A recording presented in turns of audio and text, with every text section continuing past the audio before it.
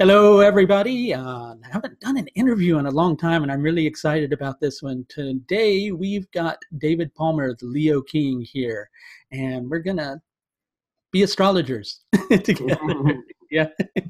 Sometimes it's nice to not have all these preset things that you're going to talk about, I find. We've got a couple of things I want to talk about, but it's kind of nice to just let it evolve. I'm a big fan of that. I am too, because already astrology, I don't want to say that it's preset, but those mathematical planets that are on the rotations, they are preset. So we deal with a lot of, we already know where something's going to be. And so it's good to kind of free flow with that and try and understand it at the same time. Definitely. It's interesting you mentioned that, so here we go. It's happening already, right? I watched one of your videos the other day, and you were talking about how you appreciate astrologers who just kind of are in the flow, that you think that that's like the best astrology when the astrologer's talking and they're just in the flow of it, rather than watching, astrologers who are from the script or from the piece of paper and everything like that. Yeah, I just feel that I think once you've reached a place in astrology where you pretty much can do it in your own soul. Like, I think once you know the whole science and you know the math, it's a lot like chess. Like, you already know how all the pieces work. So it's pretty much, I know that chess can kind of sometimes feel like a pre-plan, but you're always dealing with a million new situations and how to play the game exactly. And so I feel like the best chess players kind of take whatever situation or scenarios in their, favor or against them, and knowing how to make the proper move to continue the game and not end up in checkmate or something. Definitely. As you're mentioning that, and relating that to astrology, one of the things that I always love to tell people who are newcomers to astrology, and even people who've been doing astrology for a while, who, I tend to connect with, is you can never have enough fundamentals. Never. Because when you think that you know every aspect of a planet or every aspect of a house or every aspect of a sign, you don't. It's way too big of a universe out there, number one. And then, of course, in astrology, there's this infinite connection. So you're right. There's a million probabilities and there's a million different things. And you can't take it all in as a human at once, and know everything at once. You're really, you're getting great grasps of it. But at the same time, you could do a reading on somebody for months just to even get that much. And still at the end of the couple months, you'd be like, well, wow, look at this. We're just scraping the surface. Yeah, exactly. Yeah. And so I like, getting people to relate to the planets, especially as personalities, and going, you're getting to know somebody, or you're getting to know something. And the more you begin to understand, much like what you're saying with, with the chessboard and how it's laid out, the more you begin to understand the planets in that particular manner, then the more you find yourself in a situation where you can see, okay, well, this planet it's going to behave this way because that's how this planet tends to behave. And we take that planet and we toss it into this type of environment, and it's most likely going to behave this way. Yeah. But once you know kind of the personalities that you're dealing with, then it's an easier way to come up with the story. And I think a good astrologer is also a good writer, It's true. The whole story, right? You have to build the story of not only the soul or what the universe is doing, and trying to put all those stories together and be a great storyteller and be a great interpreter at the same time. So you're not only the interpreter of the story, but the creator of the story at the same time. So it's kind of an interesting way of doing it. Definitely. So I wanted to talk to you today. How did you get into doing astrology? I'd love to hear your journey. It's really simple. The first part was just as a kid in the library, finding a little book about astrology and the sun signs and looking at my birthday and, oh, wow, this is really interesting. And then that kind of progressed forward into my early teens when I started dating. And the girls that I would date, I would use AOL back with 56K and go and look online and look up, oh, Leo and Pisces or Leo and Capricorn. And I did a lot of more basic sun sign stuff. And then when I got into my late teens, which was right before my 20s, I actually was in the military, and I got kicked out of the military early for kind of being a little wild, and I really didn't like it. And so I tried to find a way to get out. And I was trying to understand why did this happen to me? I went from the leader of boot camp to in a prison for 30 days, which is a very extreme situation all in a year. And I had graduated high school all within that year. And I barely graduated, was in detention, was slipping a lot in my life. And it was exactly and then this is when I got into like actually looking at transits and astrology. I looked up and it was like, Jupiter was in Leo, retrograding in my 12th house, and I'm a sun in the 12th house sun. So I'm like, oh man, wow, this is kind of crazy. A 1 to 12-year transit going through this position. So that was what sparked me, was my own life going so far left, right, all over the place. And even my family being like, what happened to you? What's going on? Are you going to be okay in life? Like, I thought you were good all the way up until this point. And it was astrology that opened me up to that whole new world. And then from there, it was just, kind of an obsession, I guess you could say, and starting to understand how to read charts, and lots of psychedelic experiences as well, which contributed to a lot of that.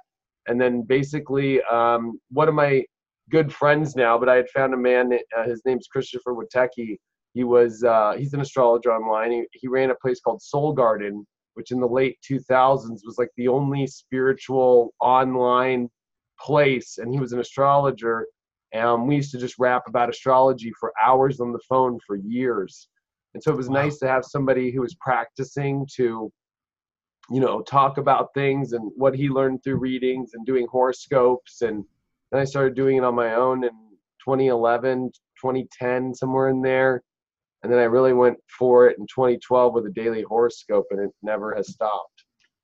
So when you started doing daily horoscopes, how hard of a commitment was that for you? I know because I've been there, but it's just like I love connecting with other astrologers about that. Because, the thing is I think that the people who are out there watching, they don't really have any idea what goes into the day of an astrologer and all those things that are involved. So, it'd be really wonderful if you could share with people the amount of commitment that really takes. I think, I had played with the horoscopes kind of without a commitment, and people really resonated with it. But then I also realized, this is going to require an everyday thing if I want to gain attention to what I'm trying to bring out there with astrology. And so the commitment was difficult because at the same time I was trying to battle like an acting career and a reality TV show career in LA and Hollywood.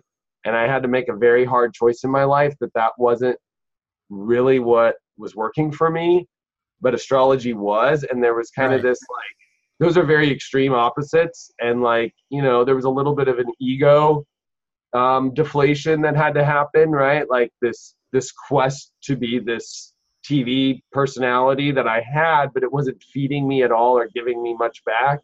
And astrology was giving me so much. And it was like, maybe if I commit every day to this, it'll feed me back. And it literally fed me everything I ever wanted in my life back. And so I never stopped. I just said, you know what, I'm going to dedicate this. And I'll be honest, I made a dedication to whether it's the creator, God, whatever you want to call it, this higher source, that I would be there every day to channel that information. And so that's been the commitment. It's been kind of a little bit like a cardinal or a priest in the church kind of making a commitment to God, right? But using astrology as it. And it's a lot of work. I mean, especially because I do video. So I've done over 5,000 videos definitely in the last 6 years. So it's like, there's no such thing as like, I don't feel like doing it today. No, exactly. And And also, if you're sick too, you still show up. you're still there. Exactly. Yeah. And that's the commitment that it takes. And I think a lot of people don't understand. They don't understand that. That's quite a lot.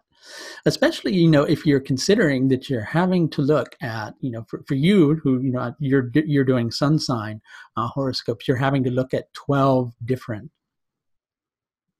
Yeah, realities.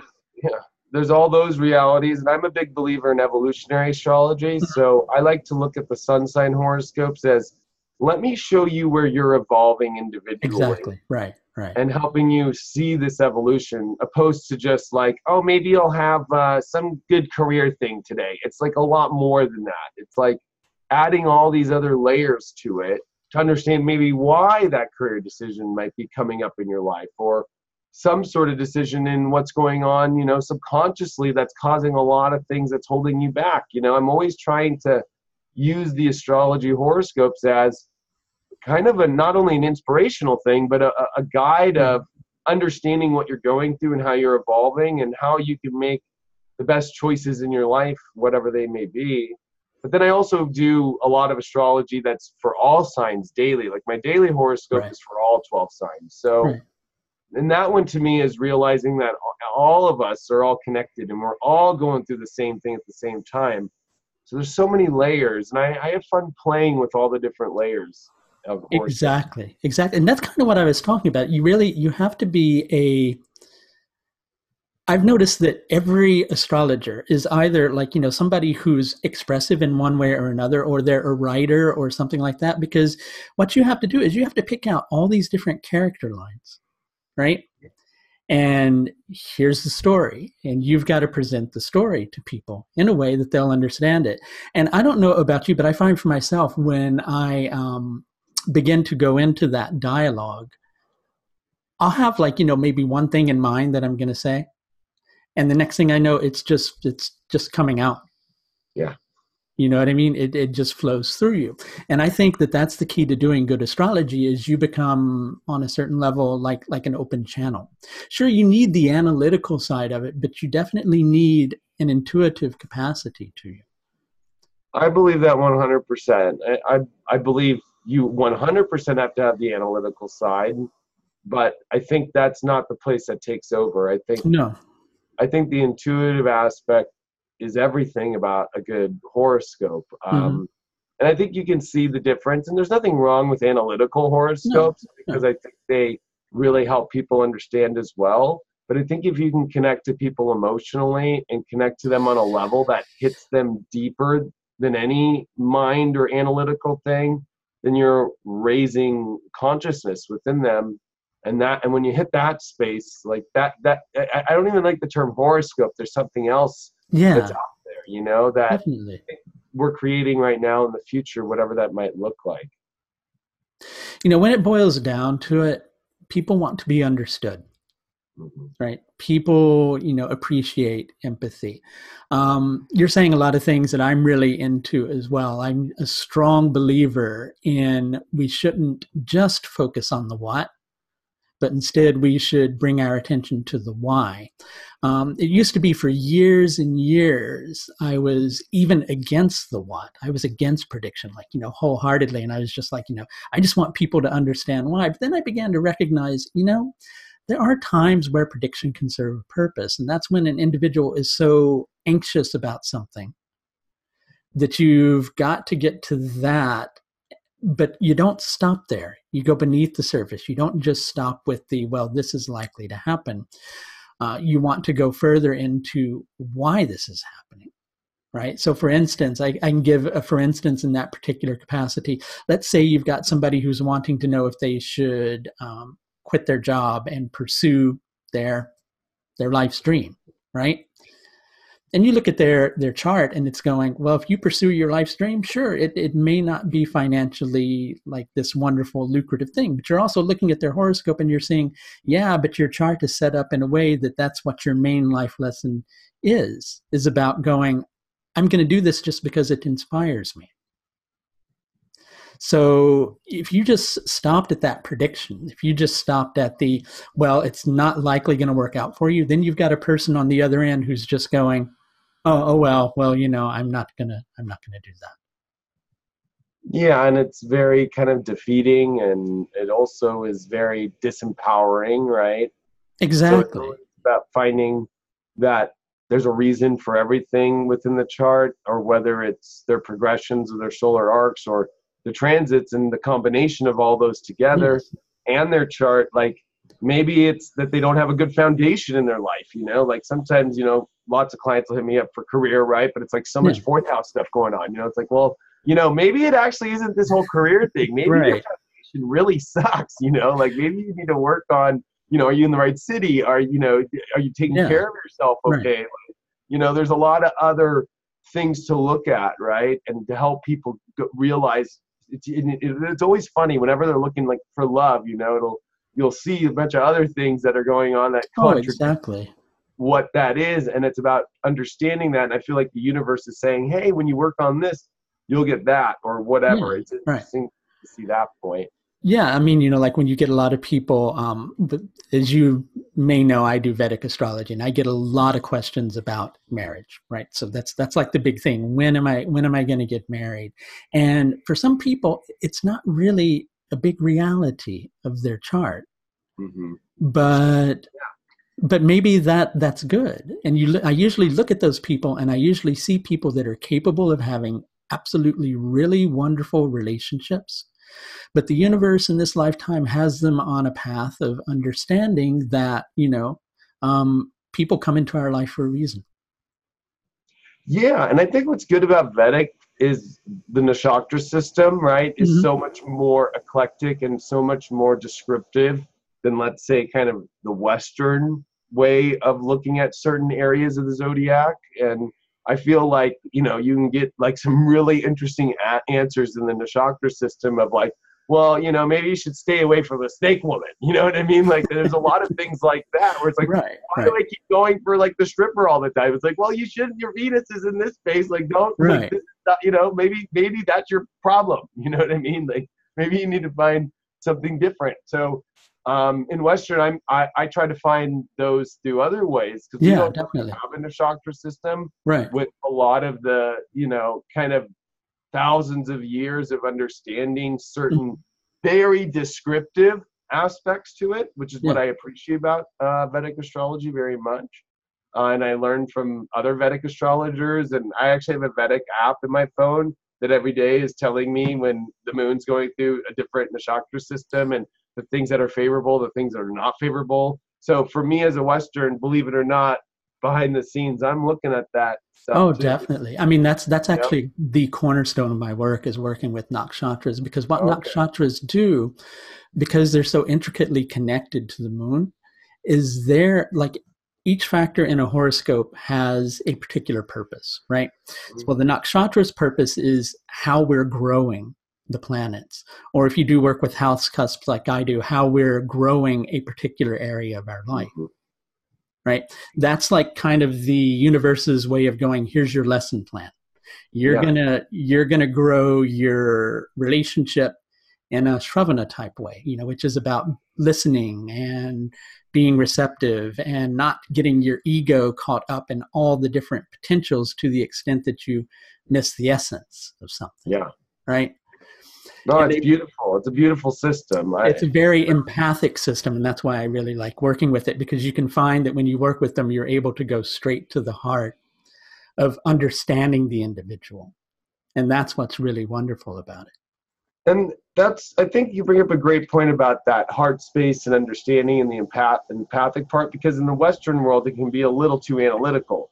The great thing about Western, of course, is this very scientific and broadening the scope of what's being brought into astrology. It's kind of an open book. There's always the openness of bringing in asteroids and bringing in these new, understandings of the universe to it, right? But some of it can be very just analytical only, Right, whereas like right. Eastern philosophy and Eastern systems, including Chinese, including, even Yeah, Tibetan definitely. astrology, they all have this like very deep spiritual evolutionary growth system of understanding your growth, which is what I throw into the Western mix, because it's like Right. I can't do Western without trying to find that feeling it just feels dead to me without that understanding. And I think that a lot of Western astrologers are trying to learn that. I mean, just even having, whether it's, Ketu and Rahu, which we, of course, in Western call the North and South Node. I mean, that's a an Eastern philosophy that was brought into Western alone. I mean, so there's a lot of things that I think Western astrologers are having to learn from Eastern, because the only way that you get to that deeper space is by understanding a lot of these more Eastern philosophies that are much more soul-based, and especially karma-based, past life-based. Those things are, I think, extremely important to bridge into whatever system that you're using, or else I won't even do the astrology without exactly. Stuff, Yeah. But as you're talking about karma, there was this other question that I wanted to talk to you about, which is the concept of fate versus free will. And so, for instance, we were just talking about the scenario of an individual who is maybe feeling this desire to follow their life purpose. And you can look at their chart and you can go, okay, well, that may not go so well. But does that mean the individual's not supposed to do that? And just how much do you think is left up to fate, and how much do you think is left up to free will? And I want to preface that by saying, I think that's one of the good areas where East can meet West, is that whole concept of going, okay, sure, there are some things in life that we can't alter. That's one way of looking at things. But trying to think of the right way to put it, there's a great writer, U.S. writer, William Burroughs, who once said language is a virus from outer space. And I think the moment you try to put things into words, sometimes you find yourself in a limiting scenario. But if we believe in a God or a supreme being or whatever that might be, usually the premise of that belief is that presence is everywhere, right? So if that presence is everywhere, then that presence is in each individual as well. So on that level, there's not really any separation between God's will and the individual will. Really, they're one and the same. But we get caught up in wanting to see ourselves as somewhat separate from that. Right. But maybe that's part of the path too. And I've often, kind of juggled back and forth with that, because really being here in a body is sometimes pretty rough business. You got to go through all these experiences, and deal with all these things. So you need a strong sense of individuality, because if you don't have that strong sense of individuality, you find yourself kind of cast into all these difficult circumstances that you don't know how to relate to. So God wants us to have that strong sense of will too, and wants us to make our own decisions, because through that we become stronger. So what's your take on fate versus free will and how that ties into astrology? I've always felt that this place is the permit to getting the full driver's license, if that makes sense. So exactly. I definitely believe there is free will. I just think it's they should come up with another term, because if it was true free will, right now you and I would just be like, I'm not going to need oxygen anymore, and I'm going to go to another universe that I'm going to create that I haven't seen or even understood. Because if you understand, there's a great science, I don't know if he's a scientist, but I think his name's Sam Harris, and he's definitely not like an astrologer or anything like this, but he's proven scientifically that this world is predetermined, because everything from asking what's your favorite movie to, what's your favorite food, everything that comes into our reality has been kind of preset or shown to you by this universe, right? It's not like you're the one who's kind of created it in a weird way. Everything has been kind of preordained to you.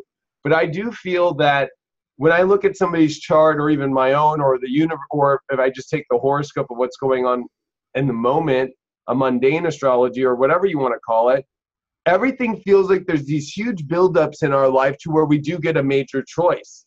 And I feel like that's what free will is these predetermined spots of choice. And it's sure, if you take this road, it'll look that way. But I also think that there's another road that says, Yeah, this one is the spiritual growth way. You know, based off everything, if you're very aware of it, that this choice will be good for you.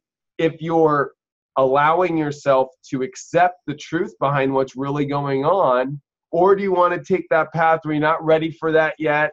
And maybe we'll have to rehash this in a whole different way, in a whole different set of ways. And maybe that pattern, a karmic pattern, might come back up.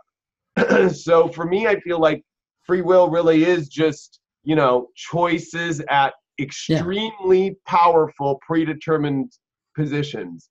And you know, I mean, a lot of us try to think, well, oh, I have the opportunity of which road I take every day, or what car I want to pick, or whatever. And so sure, but I think those are like the permit, right? It's like there's still like this predetermination around it, but it's like, it's little stuff. But when it comes to fate, I feel I think it definitely overdoes free will, but I also feel like there is free will enough to make the choice at certain positions in our life. And it's kind of the positive or negative, right? It's like, I hate to say it's very kind of two-tracked, but I kind of feel like it really is very kind of, I've got this one way or the other way. It's kind of red pill, blue pill at every moment of life. Yeah. And it sucks because I think people think it's a little bit more, free will all the way, but I'm more on the fate part of things, especially since the only thing that's reliable in this universe are the planets, and that they're predetermined positions and all like that. Unless something, of course, happens, like some crazy comet knocks some planet out of place or something, but that would also rearrange the fate of what happens here. So, Exactly. I mean, but that's the only thing that's reliable in the universe is the sun, the moon, the Earth's relationship, and the planets that you see around that, and how they're gonna be there 100%. You can't rely on anything in this world except knowing exactly when this solar eclipse is going to be happening on July 12th. So, it's like, there's nothing else that you could for sure count on to be there. Exactly. You said a lot of very meaningful things right then, and I really appreciated that. I find myself as an astrologer caught up in this situation from time to time, as I was kind of hinting towards with the whole career thing, where you find somebody who, if you say something to them, they're going to make a decision one way or the other. I believe that good astrology really is not about telling people what to do. I believe that it's about empowering people to, on a certain level, make those choices, but also to recognize that just because a choice you make may not have the outcome that you want it to, it doesn't mean that it's not the path that you should take in the first place. Very And well said. that's a big one, because I can think of several instances like that. Like one recently with, the whole question of relationships coming up for people, and somebody really being interested in forming a relationship with someone, but their chart doesn't really show, wonderful, marriage karma, for lack of a better way to put it.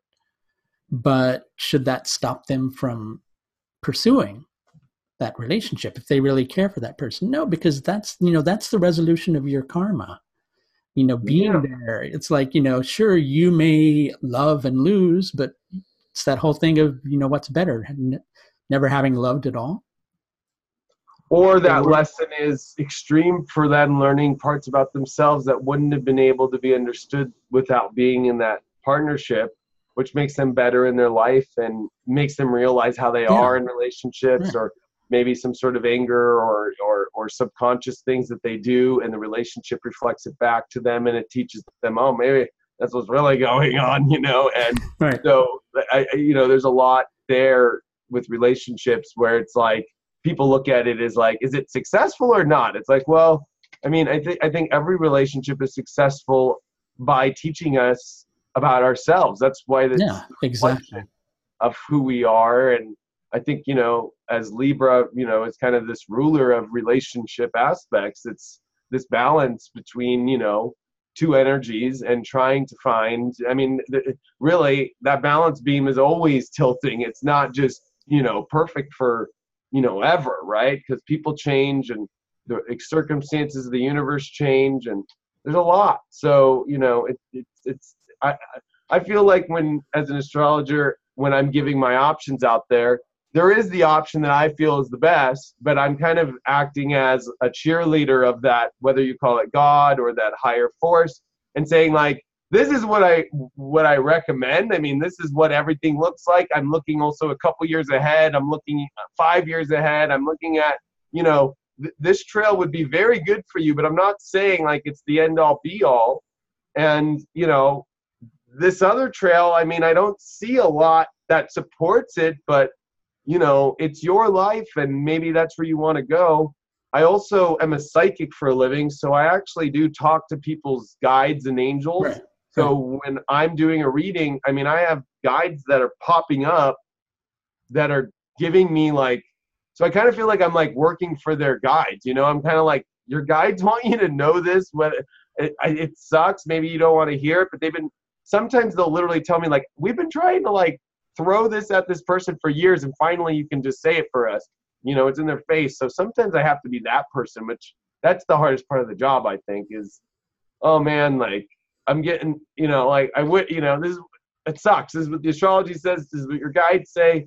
This route would definitely be what I recommend, but that's up to you. Like I can't, I'm just an honest person. I just come as full honesty, wide open, and positive though, and I'm trying to find you the positive trail. Like this is where it's going to be great for you and it's a great option for you, but I'm also not going to push you through the door. Exactly. I think, when it comes down to that, it's less of a choice of should I do this? When it comes down to any decision that we're making, and any decision we're making when consulting an astrologer and the astrologer's looking at something for us, is it's less a matter of should I do this or should I do that? And it's more a matter of going, do I want to be a willing student, or do I want to just, have it handed to me on a, silver platter, Right. that particular scenario. Eventually I'm of the mindset we all end up there in the end. Yeah. So I you think have all the roads lead to. Exactly. It's just whether you want to participate and be part of that, or whether you want to just kind of go along with it. Do you know what nakshatra your son's in, by any chance? Well, it's in Cancer. It's 7 degrees of in sidereal. So I think that one is. Hold on, I do have it on here. I actually do the whole tropical sidereal thing. So. Oh, you do it in tropical. So I'm in 0 Leo. So Sun. So that one. I mean, it's not in Maga. That's where my. That's what I was wondering. Yeah, because you have a lot rising of. And my Mercury's in Maga. That's what's doing it. Okay, that makes sense. And then my Venus is in the Nakshatra before Maga, which I don't know what that one is in Leo.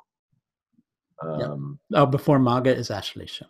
Okay, and then my Sun is there too. So right, yeah. So I was trying to figure out where all the Maga energy was coming from, but you answered it for me. So. Oh yeah, the rising, yeah. Yeah, and Mercury. So that makes complete and utter sense, because Maga gives the power to leave the body. So it gives the individual this, like what you're talking about being able to bring guides in. And Maga is connected to the Pitris, or the ancestral deities. Yeah. And I often like telling people about that particular scenario, what you just said to me, which is they will drop subtle hints for us. They want us to be able to figure things out ourselves, but occasionally they kind of have to shout at us. So It sounds like you're kind of being used as that channel for that. Which I hate to always bring it up, but Donald Trump has that same alignment as well. His rising is in Maga, and his Mars is in Maga, conjunct the rising. So he literally kind of shouts it out, whereas I'm a more mercurial one. Like I'm kind of, especially I come from Hermetic astrology, the real understanding that Mercury is the, ruler of astrology. I mean, a lot of Westerners think it's Uranus, of course, but I feel like that's just kind of a higher octave of it. So for me, I come from much more of the true understanding of Hermes, and this true understanding of Mercury is kind of in the, he's in the middle. Like there is no, Mercury goes up to the heavens and down to the bottom of hell and is the messenger of both sides, So, for me, I feel like when I come through, I'm not biased. I'm not judgmental. Like Mercury is not judgmental of anything. It's interested in both, whether it's the dark, the light. It'll look at it from up either way. It doesn't, look at how I might get them. Like it doesn't matter. Yeah, and I think that that's good. I think ultimately that's why Mercury becomes that planet of differentiation, and why we really need that Mercury, because when it comes down to the soul, which connected to the sun, in Vedic thought we would look at that as the sun being related to the Atman. The soul just does what it needs to do. It doesn't go through this whole thing of going, oh, I don't want to do that, or I don't want to. That's the moon. The moon's the one that's going, I feel this about that, and I feel that about that. And ideally, the moon needs to be in a position where it's reflecting the light of the sun adequately, which isn't saying that people who have a waning moon are like, don't have a hope. It doesn't mean that. It just means that the journey is more about, using that moon to reflect the light of the sun, and to look at your reactions to the situation, and try to bring those reactions more into alignment, with what the path of the sun is all about.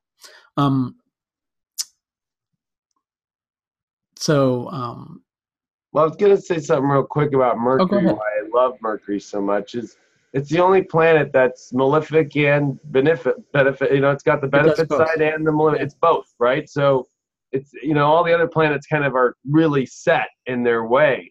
Whereas with Mercury, you really don't know. But I guess if it's you as building the story, depending on what it's doing, how it's affecting the chart, how it's going through the universe, what it's doing, it can have one of those other effects. And it's about really understanding that.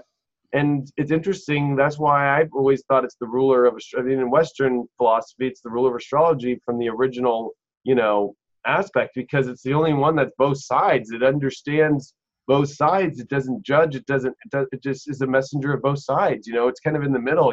It's, hey, okay, like I'm bringing the understanding of both energies, and not getting kind of stuck on only one, Yeah, I think there's what's the phrase I want to use? I'm very careful how I choose my words sometimes. That's my Capricorn moon. It's going, how do I choose my words? I think that sometimes there can be a real danger with, getting stuck in one particular way of looking at things. Mm-hmm. I'm sure you, or maybe you didn't, witness last year, there was quite a lot of discourse going on in the Vedic astrology community between the whole concept of tropical zodiac with sidereal nakshatras, or sidereal zodiac with sidereal nakshatras. And actually there were quite a lot of fireworks there for a while, like, with... Yeah. And during the whole thing, I was just sitting in the middle going, do we really need to do this? Right. There's so much that we can all learn from each other if we just kind of put down this, I'm right, you're wrong, you're wrong, I'm right, stuff. And I've seen like some things posted in places where people put astrological thought out there. And these are things posted by serious astrologers coming out and saying this, going, we need to have a standardized system. And you cannot have a standardized system in astrology for two different reasons. When you begin to, or maybe more than that, when you begin to have a standardized system, what is that standardized system? That's the number one thing. Number two, when you begin to set a standardized system, what if somebody doesn't live up to that standard? What are you going to do? Yeah. Are they like, this outcast and, Mm-hmm. And so while I recognize that for a lot of people who are newcomers to astrology, it can be confusing where you have a lot of different astrological paths. At the bottom of it, it's astrology. And what are we doing with astrology? Number one, we're measuring time and we're trying to understand, God's will or understand the universe.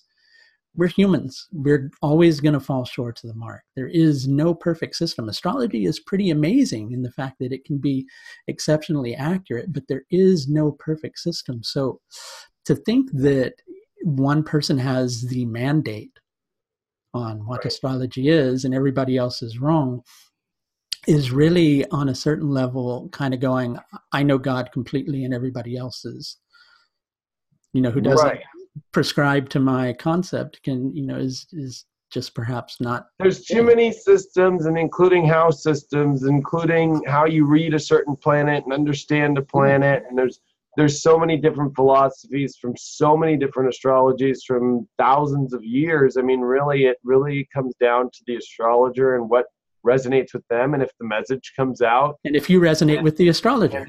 Yeah, exactly. And it helps you, and it connects you with wherever that divine kind of connection is, of feeling, filled up and feeling empowered and feeling good and feeling aware and conscious. Like, that's what matters at the end of the day. That fight, or I don't even want to call it a fight, but that just kind of trying to understand that, because I've been following that very heavily. In the Western world, our fight has been like, I was at UAC for the last, in Chicago, and one of the things ISAR did was, is prediction killing astrology? Because all of ISAR predicted that Hillary Clinton would win, right? Mm-hmm. But then there was a lot of astrologers on me that, predicted Trump would win, and it's like, because we didn't get it right, everybody else should basically not do prediction. It's like, so there's kind of like this. It's not that whoever got it right's better or something, but it's like, it doesn't mean that we should stop making predictions based upon, whatever happens. I mean, when you put yourself on a big stage like that, it's kind of on you, it's not on the whole astrology community. And so there's been that big kind of argument lately. Then we had the big flat earth thing for the last couple of years that was like, are we really on a round earth, and is this really the system, or are we going to go back to the Ptolemy way of understanding that the Earth's at the center of the universe and all the planets go around that? I mean, so there's been a lot of that kind of stuff in the Western community, very heavy right now, which has been pretty intense, actually. But it's I think debate is good. I think the times that I'm not that fulfilled are when debate turns into name calling. Yeah. Sure, it's good to feel passionately about something. It's good to really believe in something, but we have to accept that there are billions of people out there. Yeah. We're all made differently. So, to try to make it all uniform, then, it's just ultimately going to fall short. I'm sadly running out of time, my friend. I'm sorry. I've got to. No problem. Yeah, but I wanted to kind of end with you telling people what's new, what's going on in your universe. I mean, there's of course a million things I could say, what's going on, this project, but at the end of the day, I just want to say that, follow your heart always, and follow what resonates with you. And if you are into astrology and you look into it, follow what feels right. Don't get caught up in the clouds of all these, this way is the right way and this way is not the right way. Like, follow what resonates with you and connect with your heart. And deep in yourself, if you're doing that soul work and you feel it and you know it and you're aware of it, that's how you're on the right track. Even if it's something that you look at and you're like, oh man, actually, I'm going to rephrase that. Every time you do soul work and you realize and you're aware of whatever pattern that you've been doing that's been causing discourse in your life, it's a very positive moment, even though maybe there's a lot of negative behind it. But that's the whole point, is to be aware of your pattern, be aware of what's happened to you, be aware of what you're doing. And so at the end of the day, like, soul work is not as crappy as we all think it is. No, it's most definitely moments before we realize it that are crappy, because we haven't become aware of it yet. And once we do, it's like an instant gratification and change in your life, and a positive one that continues you on this journey where you don't have to deal with that stuff until maybe it comes back around again. But yeah. I mean, I believe, ultimately we don't have any choice but to prosper. yeah. Everything we encounter is our prosperity. In in Vedic astrology, we'll quite often talk about a planet being a malefic or a planet being a benefic, but I think people have those terms wrong. If you go back to the actual Sanskrit for those words, it's not benefic and malefic. It's krura, which means cruel, and somya, which means gentle. Mm. So cruel planets accomplish things in a harsh manner. But and I've had some of those soft planets hit me harder than you even exactly know, because they can be a little too easygoing with things at a time right. when it needs to be the other way. And so the point I wanted to make with that is it's seldom a case of this is bad for me and this is good for me. It's all good for you, right? It's just how you're relating to the experience and learning from the journey, I think, at the very least. Yeah, and some souls like it really edgy, and some souls like it not so edgy. I like it edgy, and that's what I signed up for, my chart. So it's like, for me, those intense, cruel moments are actually like, oh yeah, I learned a lot. Thank you. Definitely. I want to thank you for coming on. Let's connect again. Do this again sometime. Michael, of course. Thank you so much. Yeah. Okay. Take care, David. All right. You take care. Bye now. Bye-bye.